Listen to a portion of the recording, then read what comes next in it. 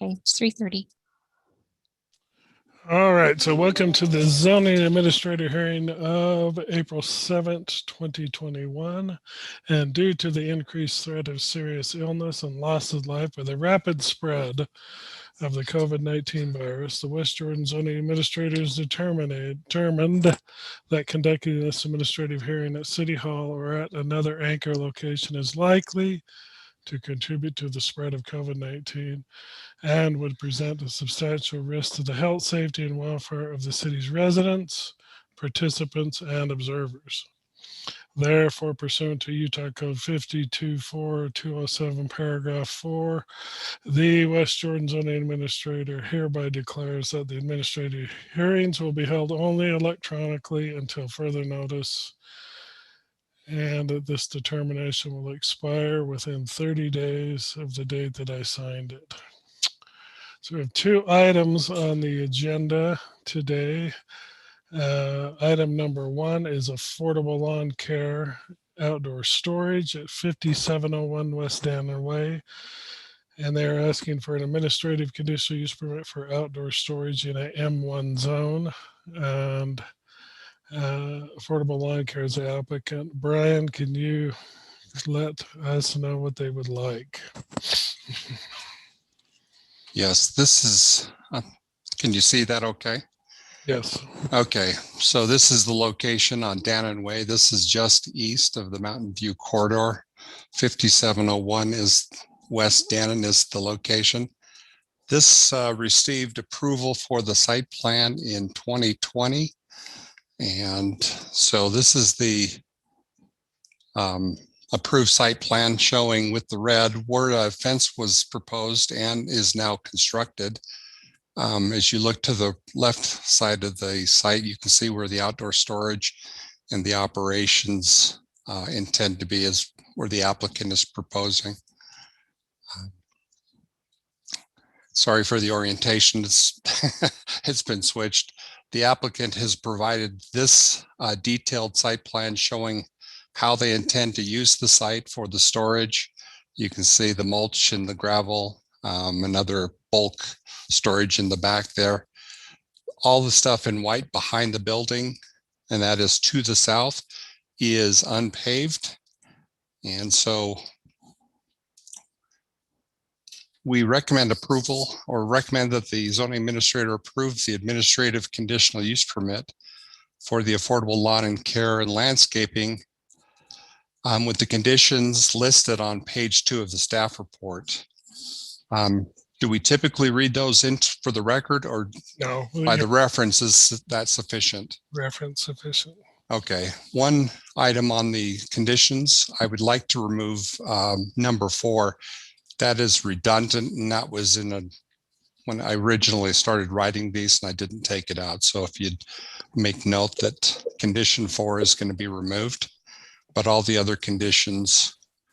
And that is materials, stacks, and repose that have a total height taller than the fence shall be set back. No, that's the one right above it. So it's all materials, equipment. Maybe I took it out. Maybe I'm looking at an old staff report. So that's my problem. Looks like I took it out. So we're okay then with the conditions. Great. Any questions? No, I don't. Okay. So do we have the applicant with us today? Can you hear me? Yes, I can hear you. All right. Can you identify yourself? Give us your name and address. Bryson Pulver, home address 9924 South, 3265 West, South Jordan, Utah. Okay. Thank you, Bryson. So do you have anything you want to add to what Brian has told us? No, I think we worked through everything. My only question was, and maybe me and just Dane had a question on the asphalt. Are you going to or want us to asphalt that little section by the west side of our one gate? Is that going to be conditional upon us receiving? I would like you to asphalt anything that you're using to pull in and off the public right of way. So one note, if you look at the photograph on the right side here, Yeah. that is the entrance, the west entrance. And as soon as you pull in, it goes to dirt. And that's why we added the a condition that says West Driveway will be paved to the back of the building or wherever any vehicle drives and parks. Yeah. So, And what that does, Bryson, is it keeps, because we're under a permit from Salt Lake County for stormwater protection, and as much dirt as we can keep on your property and out of our right of way, the better. I'm not saying that I won't issue this conditional use permit today, because I probably will, but you'll need to work with Brian on having that paved within a short period of time. Okay. we, Okay, we can plan on doing that. I just wanted to confirm. Yeah. We were planning on doing that. I just wanted to confirm today that that's what the Yeah. plan was. So, And so it'll go into the record that you've agreed to that. And then when we do a reinspection, that could put the conditional use permit in jeopardy if it's not done within a reasonable period of time. So, okay. could we put it to 60 days? Would that be sufficient? Yes. Okay, so can we just put that into the record? Okay, thank you. okay. Anything else you want to add, Bryson or Dane, I guess? I'm good. Dane, do you have any questions or concerns? Nope. That answered my question with the asphalt, so we're good. Okay. All right. This is noticed as a public hearing, and I will open the public hearing at this time. And anyone who would like to make comments on this application, you're welcome to do so at this time. Julie, do you see anyone wishing to make comments at this time?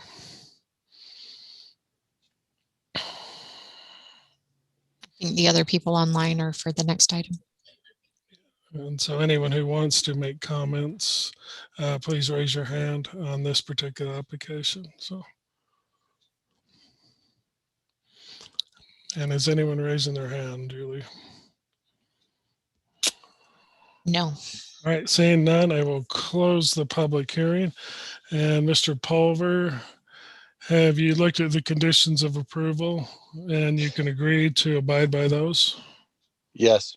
Okay, and that's with the condition also that the paved area we just talked about in the record be paved within 60 days, or the driveway area be paved within 60 days.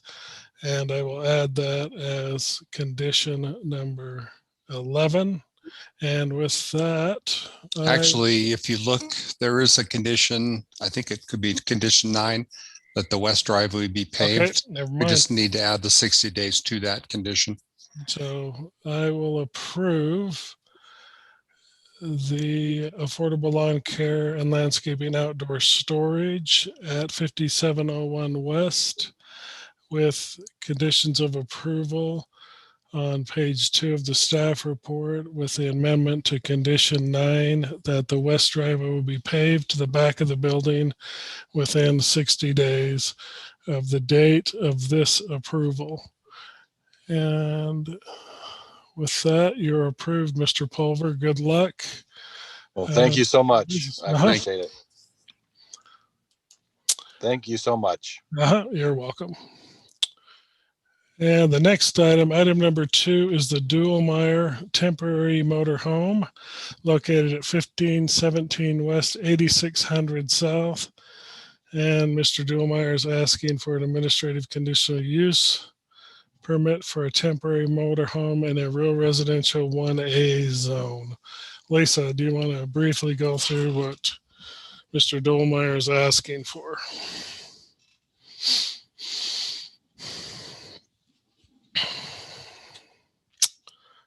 And I believe you're muted, Lisa. Sorry about that. So Mr. Duelmeyer lives here on the corner of 86 South and 1500 West, and he has previously had one of these conditional use permits when he remodeled an old house that was in really bad shape.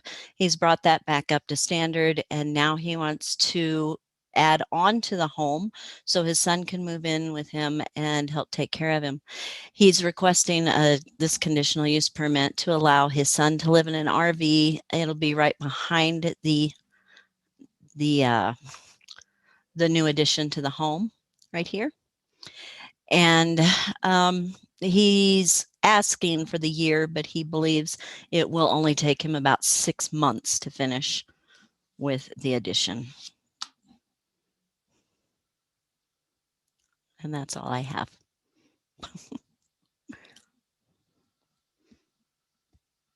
I think you're muted, Larry. Thank you, Lisa. So there you go. As applicant, Mr. Duhlmeyer, do you have anything you want to add at this point? I thought they were gonna give us a year. They are. They're trying to give us. I'm here with him. I'm his son. Okay, do you want to, I know he's had cancer surgery, or Right. could you speak for him? Yeah. He was just he was asking that he thought we were going to get this permit for a year, but I believe that she said that we are asking for the year. Okay, is that all you want to add at this point? Is that all you wanted to add? Yes, that's all. Okay. All right. So this is Sorry, not. Larry, can we get the name of the son? Yes. Oh, excuse me. What was your name? Yes, my name is Greg Duhlmeyer. Okay. All right. With that, I will open the public hearing for this item. Anyone who would like to comment at this point, please raise your hand and Julie will admit you so we can hear your comment.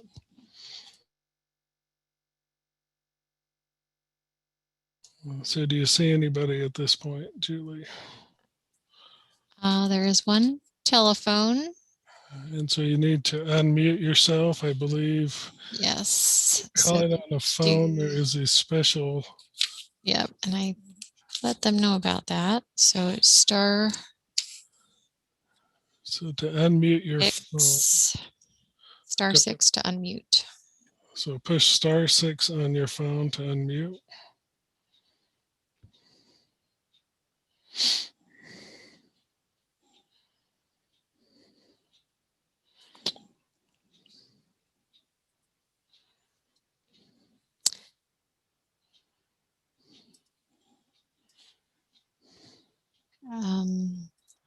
They might be having trouble. I know that they wanted to speak. This is Laurie and Gary Yamashita, and they wrote you the letter. Okay. They might be undone now. So. Okay. I can hear something. Do you want to say something? Public. My name is Laurie Yamashita. I'm speaking for both my husband Gary and myself. We've lived here across the street for 34 years, and so we wrote a letter, and I would just prefer to read it if that's possible. That's fine. Go ahead. Dear Mr. Gardner, we are contacting you regarding our concerns relating to the issuance of an aforementioned permit. Since Mr. Duhlmeyer has occupied the property several years ago, the number of vehicles, campers, trailers, trash, junk that has been accumulating on the property is startling. The permit is asking for the temporary use of a mobile home in which his son can live during completion of an addition project to the house. It is very interesting that no mention is made of the trailer that is currently on the property and in which one or two people, have been living.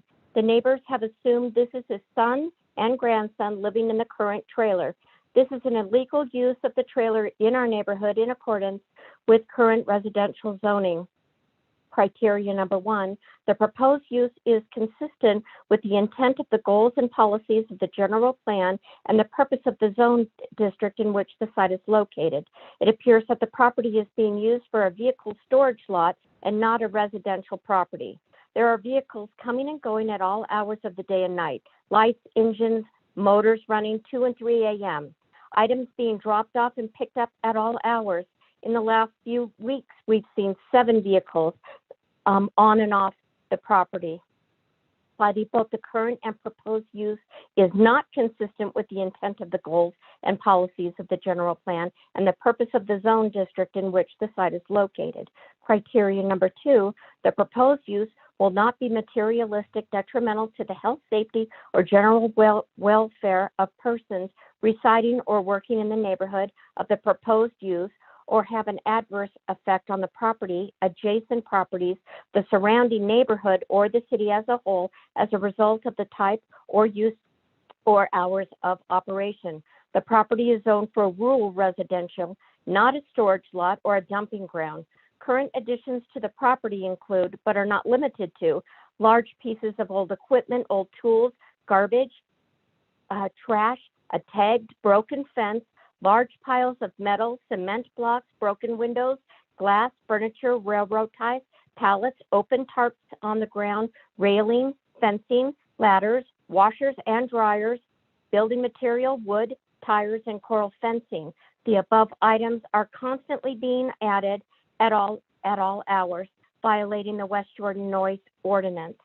Finding, the current and proposed use will be materially detrimental to the health, safety, or general welfare of the persons residing or working in the neighborhood of the proposed use, and will and currently does have an adverse effect on the property, adjacent properties, the surrounding neighborhood, or the city as a whole as a result of the type of use or hours of operation.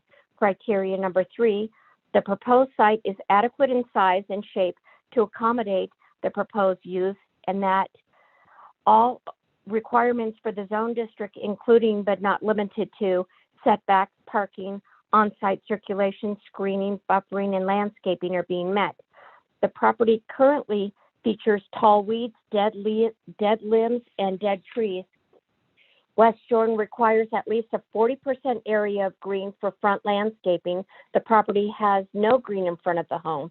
The site plan does not show all of the vehicles and junk on the property, which makes the property appear adequate in size and shape for building additions and a temporary placement of a housing unit, yet the actual amount of property currently occupied with junk leaves the actual amount of open property very small. There is no screening, buffering, or landscaping.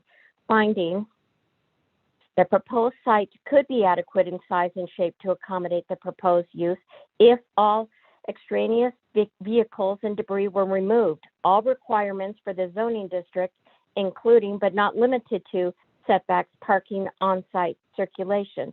There is no screening, buffering, and landscaping. Therefore, these requirements are not being met. In addition to the above-named concerns, currently on the property are 2 enclosed trailers, 10 open trailers, 2 RVs, 2 fifth-wheel trailers, 5 old cars, 3 boats, 6 trucks, 1 camper, 1 covered car, 5 other cars, a box truck, a huge closed trailer, an old truck, 3 jet skis, a van, a motorhome van. In addition to all of this, there was also a truck, trailer, pickup truck, and a fifth wheel. All of this is on open dirt. In addition to the above concerns, there are 20 to 30 feral cats and kittens running wild on the property. There are children who walk by this property daily to go to school, and the cats are easily available, allowing the kids to be bitten, scratched, or injured. The property also has a colony of skunks who have taken up residence. Animal control needs to be called. Important note, today the temporary trailer that was brought onto the property, even though the permit has not even been heard, much less prepared, nor is the required surface completed on which the unit is to be placed. This property has become a hazard and a complete eyesore to our neighborhood, not even to mention the health and safety concerns. Allowing any more items on the property should not be allowed until all of the above items are properly addressed, dealt with, and the property brought up to a safe and living standard condition. Thank you.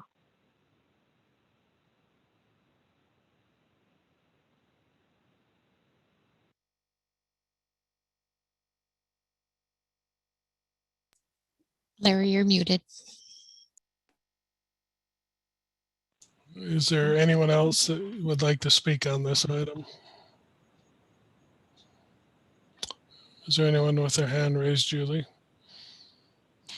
No, there's nobody else on the line if you want to give the applicant a chance. Okay, so with that, I will close the public hearing at this point. Mr. Duhlmeyer, so I was sent pictures of the property.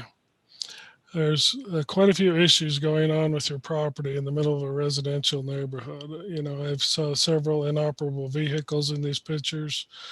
3 boats, 3 trailers for utility trailers. And the purpose of a rural residential zone is that's where people live, and rural residential means with animal rights. I'm a little concerned with the amount of outdoor storage, just general junk and operable vehicles that is on your property. And with that, I'd also like to know how long has your son been living in the trailer, if at all he's been living in the trailer at this point? Can you answer those questions for me?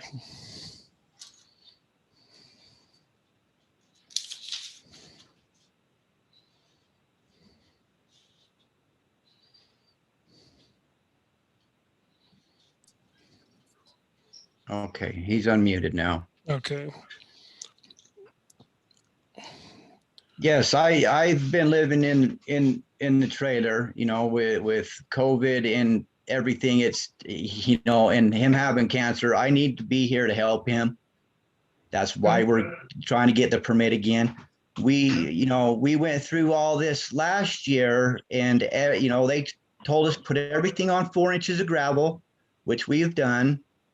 You know, and we've been trying to keep the place really clean, and I don't understand where she comes from saying all hours of the night. Things don't happen around here after 10 o'clock at all. We're all early to bed around here. Okay, and then what about all the operable vehicles that I saw in the pictures? Well, he is currently running some ads right now. We sold one of them Easter Sunday. So one of them's going, and he's currently wanting to sell more. So we're trying to get rid of them. And, you know, and if there's anything else that needs to be done, just let us know. We're more than willing to do it. I'm going to do that. And so, so you have anything else you want to say before I get to my decision at this point? No, I think we're good. Okay. And go ahead, Paul. I think he just wants to tell you that he's an old car collector. I mean, it is his retirement. He works on the old cars, and most of these, you know, most of the old cars are old classic pre-war Fords that can be fixed, and that's what he does. That's what he does. And I'm sympathetic to that, but people, we live in a tight community, and other people have to live in the neighborhood also. Yeah. And so what? Well, anyway, so I'll just get right to my decision. This conditional use is a little different than a traditional conditional use. It's not a use that's listed in the use table. It's which contains the word shall. Now, if it was listed in the use table, it would say I would have to permit it based on conditions to mitigate conditions in the neighborhood. Generally, it would say shall. I would have no choice but to issue it. However, this is located in 13.5B7. Let me get back to my E that says temporary mobile or manufactured home. A conditional use permit may be issued for a temporary mobile or manufactured home located in the rear portion of a residential lot during the construction of a permanent dwelling for not longer than 1 year. Now, the way I read that is that you're asking from something from the city that's temporary in nature, and we may issue it or I may not. And what I am willing to do is I have come up with a list of conditions of approval that I will have Julie send to the applicant, and I will read those now, but I'll read the majority of them. Some of them are long. And I will defer my decision until April 28th to where I can see that there has been some progress made in meeting these conditions of approval, because again, I don't want to encourage anything that will exacerbate the situation or decrease the livability of the neighborhood. And so condition number 1 is a building permit for the construction of the new home shall be obtained. Now, I have talked to Lane Western. There is an application in here. However, the building permit has not been paid for or picked up yet. 2, the mobile home shall be parked behind the house at the rear of the property on a surface constructed of asphalt, concrete, grasscrete at a minimum 3/4 inch or gravel or mixed pavers, just whatever is in the ordinance. It needs to be parked on that type of surface. Number 3, bathroom facilities shall be provided for the occupant of the mobile home in the house. No connection to the sanitary sewer system shall be made from the mobile home, as it is prohibited by law in a residential neighborhood. Number 4, all inoperable trucks, automobiles shall be removed from the property. 5, all automobiles, trucks on the property shall be licensed. If you're going to keep them there, they need to be licensed. 6, all vehicles shall be removed from the property. All vehicle parts shall be removed from the property or stored inside a building. Number 7, all weeds, junk, and debris shall be removed from the property. 8, all trailers, boats, and recreational vehicles must be able to be operated for the purpose they were intended when parked, and if not, shall be removed from the property. Number 9, all vehicles, boats, recreational vehicles, utility trailers shall be stored on the surfaces constructed of the asphalt, concrete, grasscrete, or minimum 3/4 inch gravel, crushed stone, or you can read through the rest of it. It is in the ordinance, the surfaces that are approved by the city. The use of the property shall conform to the site plan and letter of intent attached as part of this application. All deviations must be approved by Worcester Planning Department. And I will not I will not talk about the period, how long the occupancy I will allow for this until I actually issue the conditional use permit. And then it talks about your appeal process if you are actually denied something in 3 weeks. At that point, this is my decision. I am concerned that when rural residential zones go way outside the use of what they're intended for, their intent is for people to live in a single family residential setting with animal rights. And we see this more and more, that they turn into large storage lots for all kinds of things. However, the city council has not chose to prohibit that, but they have put in place ways that they need to be stored on the lot. And so I will continue this decision until April 28th at a time that Julie will send to, or at least post on the website. Well, I will say April 28th at 3 p.m. is when the next hearing will be held, unless there's any objections to that, Julie or Duncan. I think that's appropriate under the circumstances. Okay. And so, Mr. Duhlmeyer, I will make sure that Julie emails you this list so that you can look at it. I will also include my phone number and email address if you have any questions on this. I'm not doing this to be punitive. I'm just trying to protect the integrity of the neighborhood, as well as make it possible for you to have your son live close by while you construct your home. Any questions for me at this point? Yes. So during this time, is there somebody we call to have come out and look at the progress that we've made, or you'll call me since I'm making the decision? Just okay. So once we've got some stuff done and we've checked off some stuff on the list, we go ahead and give you a call. Give me a call and I will be happy to come out and look at it. Okay, great. Okay. Do you have any more questions, Dad? Only that we are improving the neighborhood. This was a junk house, and we fixed it up to be a nice place.